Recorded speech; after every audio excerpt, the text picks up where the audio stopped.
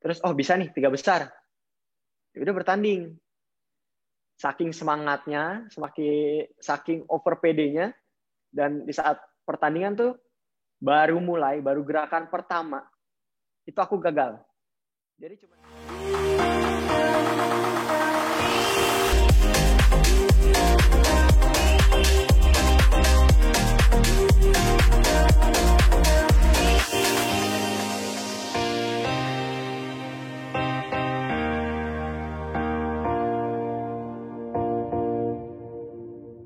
Kalau boleh tahu sebenarnya sehari itu Edgar bisa latihan berapa jam sih? Kayak dalam seminggu, 1 hari itu kira-kira latihannya seperti apa? Berapa lama? untuk sekarang ini untuk persiapan SEA Games buat tahun depan kan sudah masuk pelatnas. Kalau di pelatnas itu kita latihan jauh lebih intensif. Seminggu kita latihan 11 kali. Jadi ada sehari yang latihan 2 kali. Dan satu latihan itu sekitar 3 jam. 3 jam latihan. Wow, lama juga ya. Ya seperti orang kerja sih, hitungannya jadi sehari 6 jam latihan, istirahat, latihan lagi. Gitu sih. Oh, wow. Itu setiap hari berarti liburnya dalam seminggu cuma hari. Dalam seminggu itu kita libur hari Minggu yang full 1 hari libur. Terus hari Sabtu kita latihannya setengah hari. Hari Selasa dan Kamis juga setengah hari. Oh, oke. Wow. Kalau sudah latihannya kayak gitu ya, yang dalam seminggu itu full, padat, bahkan lebih dari sekali latihannya setiap hari. Terus dulu masih ingat nggak Edgar, pertama kali menghadapi pertandingan internasional yang levelnya udah tinggi gitu, ingat nggak itu dulu di mana? Atau kayak ingat nggak feelingnya waktu itu kayak gimana? Ada kejadian apa waktu itu?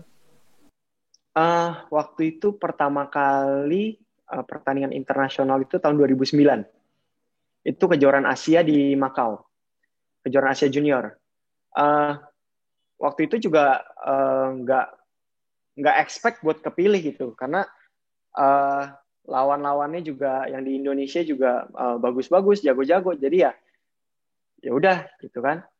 Tapi pada 2009 itu tiba-tiba dari tim manajer Wusunya itu dia nge-DM direct message di Facebook.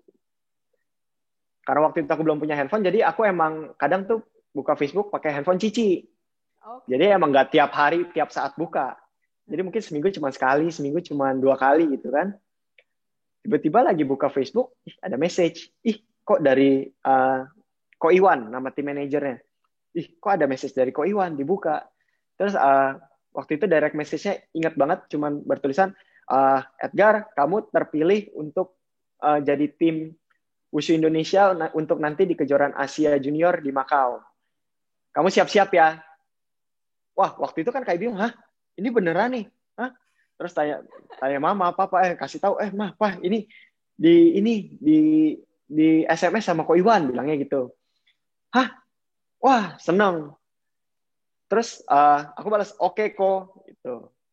Terus aku baru mikir kan, oh iya ya, aku tanding apa? Aku cuma dikasih tahu tanding, tapi aku tanding apa gitu kan? Aku nggak tahu jurus apa yang aku harus tandingin. Terus seminggu kemudian, pas pinjem handphone Cici, baru chat lagi. Kok aku tanding apa ya? Terus baru akhirnya dijawab. Karena biasanya itu kalau untuk pertandingan, apalagi pertandingan internasional, jadi kalau ada tim yang terpilih untuk masuk ke tim pelatnas, itu kita biasanya dikeluarin surat. Kayak semacam surat keputusan dari ketua PB-nya.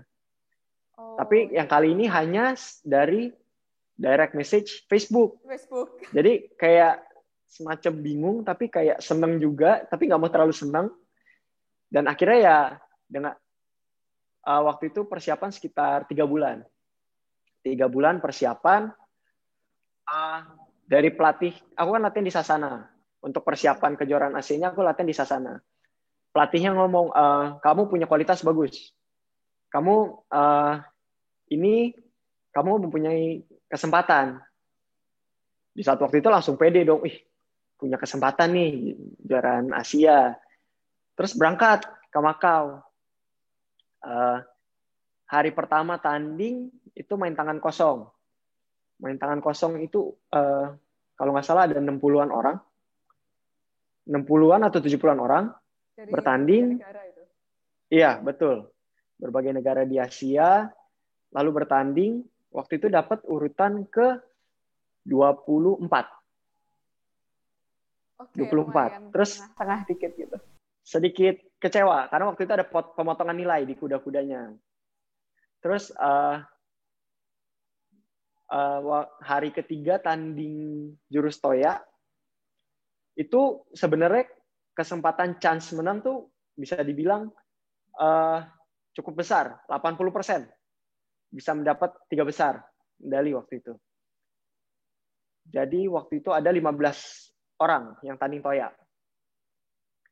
Dilihat dari lawan-lawan, dari nama-namanya, dari negara-negaranya, kita udah lihat nih, oh lawan beratnya ini. Terus oh bisa nih 3 besar. Ya udah bertanding. Saking semangatnya, saking over PD-nya, dan di saat pertandingan tuh baru gerakan pertama, itu aku gagal. Jadi cuman satu gerakan gini doang, tapi aku nggak kepegang toyaknya. Jadi itu sudah jadi pemotongan nilai. Jadi yang dari harusnya dapat medali perak atau emas, jadi dapat peringkat 4. Oh, itu tuh apakah juga ada pengaruhnya karena itu pertandingan pertamanya Edgar di kancah internasional?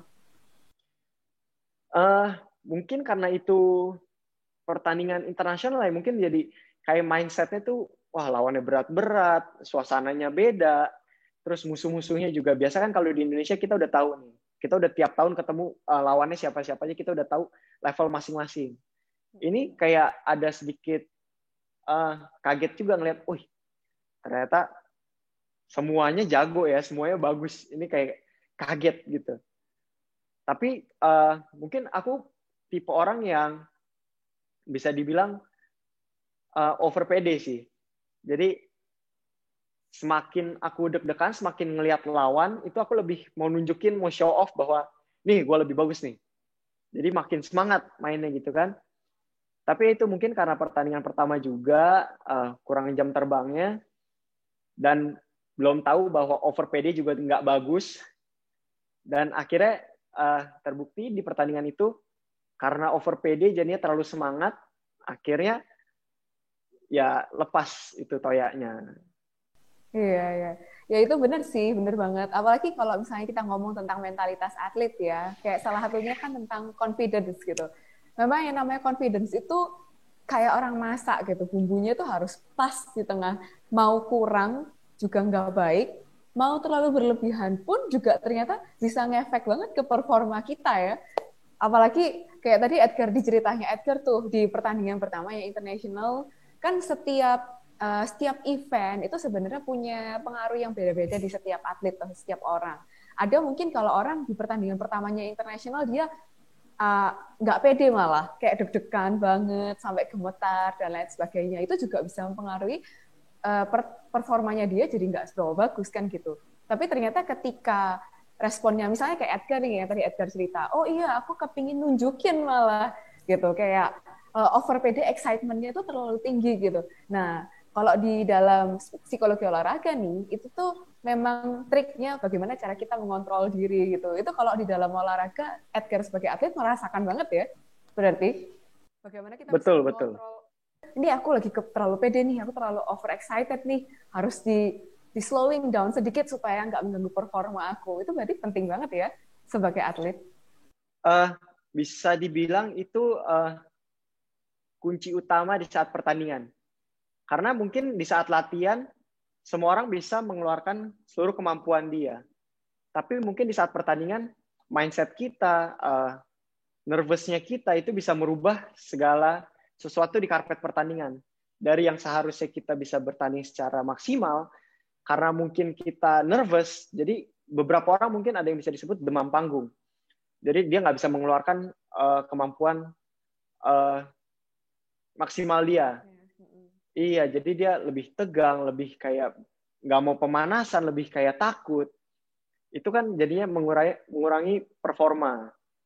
Ada juga yang kayak aku terlalu over PD, jadinya kayak terlalu bersemangat dan akhirnya bisa mengkacaukan pertandingan juga. Jadi sebenarnya untuk seorang atlet untuk mengatur itu menurut aku sih lebih di latihannya. Karena waktu itu pelatihku juga pernah bilang latihan itu berlatihlah seperti bertanding, bertandinglah seperti berlatih. Jadi di saat kita berlatih, kita harus membayangkan diri kita bahwa kita dalam sebuah pertandingan. Kita harus mengeluarkan seluruh kemampuan kita. Jadi nanti di saat pertandingan, kita juga kayak latihan aja.